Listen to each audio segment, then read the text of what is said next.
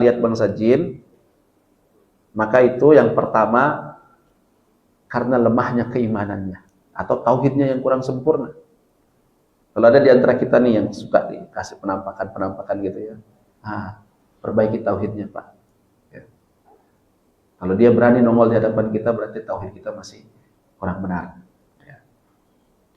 Dan kalau yang kedua, yang kita saksikan itu bukanlah wujud aslinya. Bukan wujud aslinya jemaah sekalian. Ya. Dia muncul di hadapan kita sesuai dengan apa yang kita takutkan, apa yang kita bayangkan. Makanya itu berbeda-beda penampakannya. Ya. Kalau di luar negeri nggak ada pocong Pak, nggak ada pocong ya, nggak ada pocong, nggak ada genderuwo, nggak ada kuntilanak, nggak ada. Cuma di Indonesia yang paling keren, paling banyak jenisnya. Ya. Kalau di luar negeri pampir, ya, beda-beda penampakannya. Kenapa? Karena itu yang ditakuti di situ. Mereka nggak takut pocong. Yang takut pocong orang Indonesia, makanya mereka muncul dengan penampilan pocong dan seterusnya. Jadi hukum asalnya mas sekalian kita tidak bisa melihat bangsa jin. Kalau ada kemudian di antara kita yang sering melihat bangsa jin, ya, selalu melihat, ya, selalu melihat. Kita misalnya duduk begini nih, tiba-tiba dia bilang, pojok situ tuh ada yang ngegantung gitu ya, sebelah situ ada begini, ada begini. Kita tidak ada yang lihat, cuma dia sendiri yang lihat. Nah, itu artinya di mata dia ada jin. Dia harus diruqyah. Ya. Dan itu bukan kelebihan. Indigo, indra keenam lah, itu bukan kelebihan jemaah sekalian. Justru itu kekurangan. Ya. Makanya kalau ada ustadz yang bilang, di belakang kamu tuh ada ini, ada itu ya, atau dia lihat begini begitu, itu dukun, itu bukan ustadz. Ya. Ustadz dukun, uskun itu. Ya. Ada di TV bahkan ya, yang mengobati begitu, ya, live. Dia bilang, saya melihat Dajjal. Saya sudah bertemu dengan Dajjal katanya. Subhanallah. Bagaimana Dajjal? Begitu ditanya dia bilang, mata satu besar, kemudian ada tangan-tangannya. Ya kalau pernah ya, ada di TV itu. Saya pernah nonton itu. Jauh penggambarannya sebagaimana digambarkan oleh baginda Rasulullah Sallallahu Alaihi Wasallam.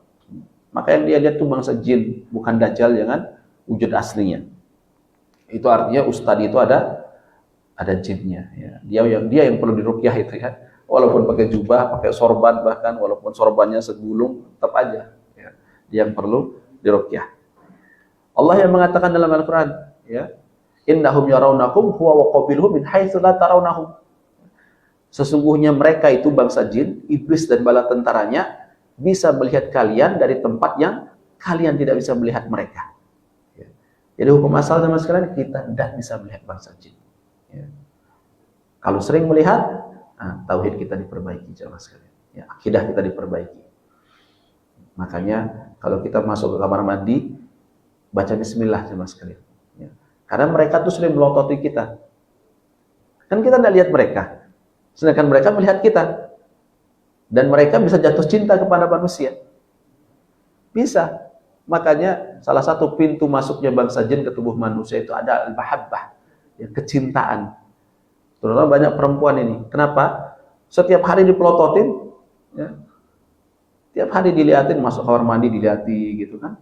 Auratnya tampak. Kalau dilihati tiap hari, ya, kita aja ketemu kucing tiap hari bisa cinta sama kucing. Ya. Bisa kita sayang sama kucing itu. Bedanya kalau bangsa jin itu, kalau kita cinta sama manusia, sama pasangan kita dan seterusnya, kita akan berusaha membahagiakannya. Benar ya? Kita kasih bunga, kita kasih coklat, kita sayang-sayang ya. Kalau jin beda jemaah sekalian. Kalau dia masuk ke tubuh kita, dia akan merusak sistem tubuh kita. Ya. Kalau dia masuk ke tubuh kita, dia akan cari tempat yang paling cocok buat dia tinggal. Di mana nih? Dia cari tempat sampai dia ketemu. Sama kayak kita lah. Kalau kita cari tanah, ya, buat rumah, buat tempat tinggal. Begitu kita dapat tanah yang paling cocok, wah, saya mau bangun rumah di sini.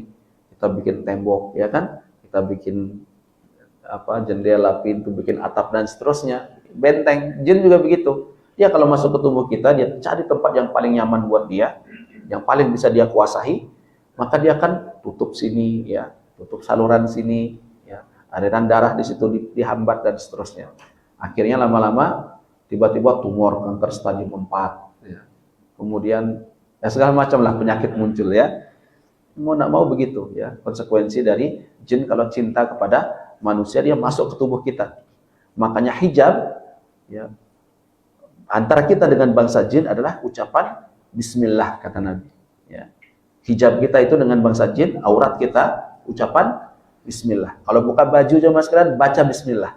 Apalagi buka celana baca bismillah. Itu seketika itu jin tidak bisa lihat aurat kita. Ya. Kalau kita tidak pernah baca, nah itu masalah itu. Ya. Nanti dipelototi sama jin, kemudian jinnya masuk ya. Salah kita jauh dari sunnah-sunnah Nabi alaihissalatu wassalam.